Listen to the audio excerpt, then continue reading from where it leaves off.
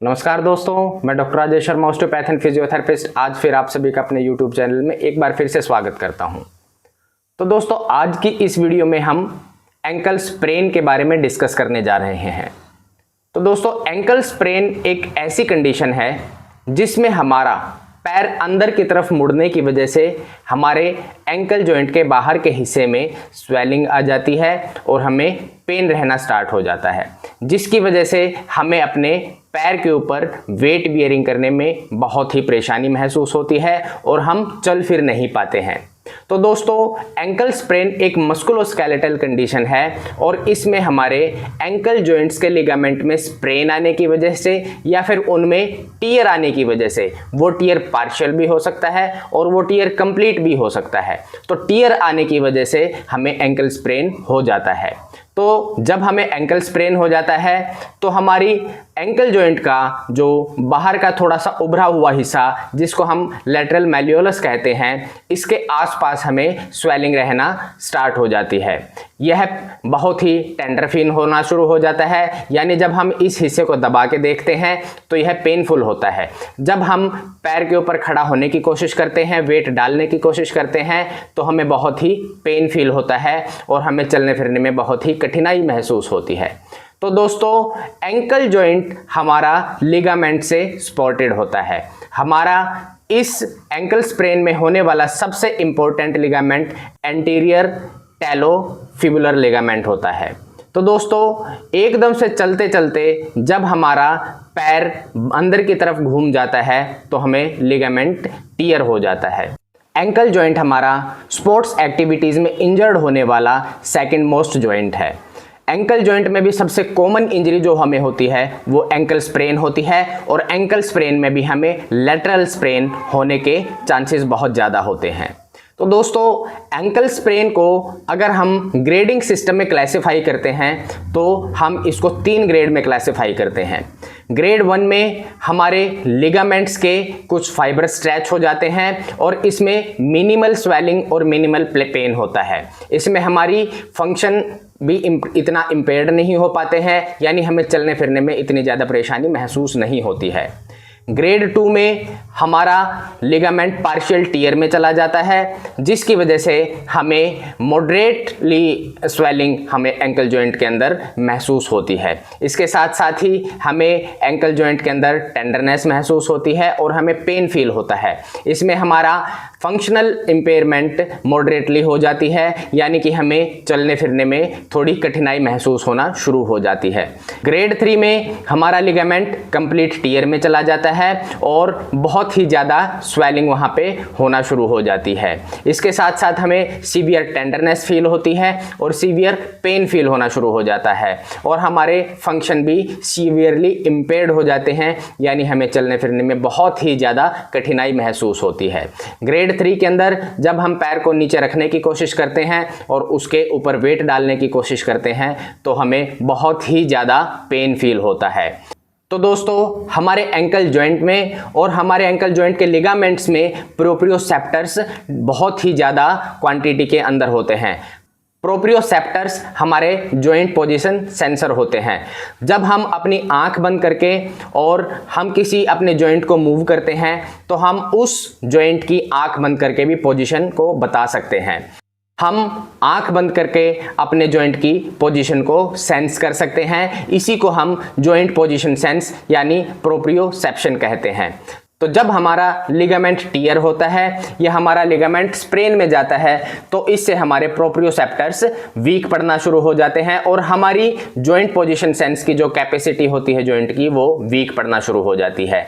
तो इससे क्या होता है कि हमारी बॉडी हमारे एंकल जॉइंट की पोजीशन को प्रॉपर एनालाइज नहीं कर पाती है। दोस्तों, क्या होता है जब हम चलते फिरते हैं, मान लीजिए अनइवन सरफेस पे हम चल रहे हैं, तो हमारा एंकल जॉइंट हमारे ब्रेन को हमारी बॉडी की पोजीशन को बताता है और हमें गिरने से या फिर पैर मुड़ने से हमें हमारा ब्रेन इस जॉइंट पोजीशन सेंस को सेंस करके अलर्ट करता है और हमें गिरने से या फिर पैर को मुड़ने से बचाता है। जब ये प्रोप्रियोसेप्शन वीक हो जाती है तो हमारा ब्रेन हमारे एंकल जॉइंट के पोजीशन को बहुत अच्छे से सेंस नहीं कर पाता, जिसकी वजह से हमें बार बार एंकल स्प्रेन होता रहता है, जिसको हम रिकरेंट एंकल स्प्रेन कहते हैं।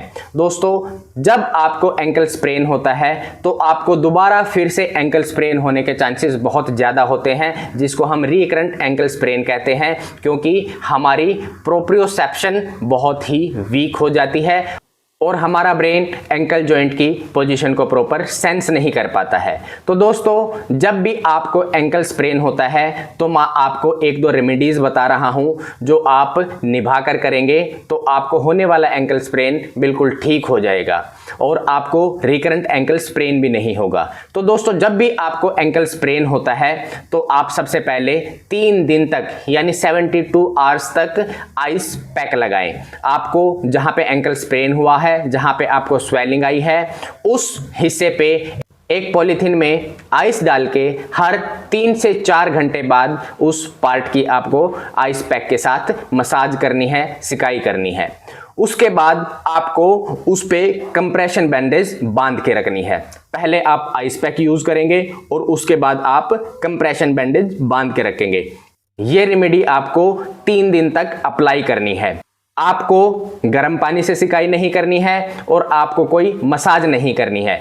आप गर्म पानी से सिकाई करेंगे और आप मसाज करेंगे तो आप अपने एंकल जॉइंट की स्वेलिंग को बढ़ा देंगे, वहां पे इन्फ्लेमेशन को बढ़ा देंगे और आप अपने पेन को बढ़ा लेंगे, जिससे आपकी रिकवरी बहुत ही ज़्यादा डिले हो जाएगी।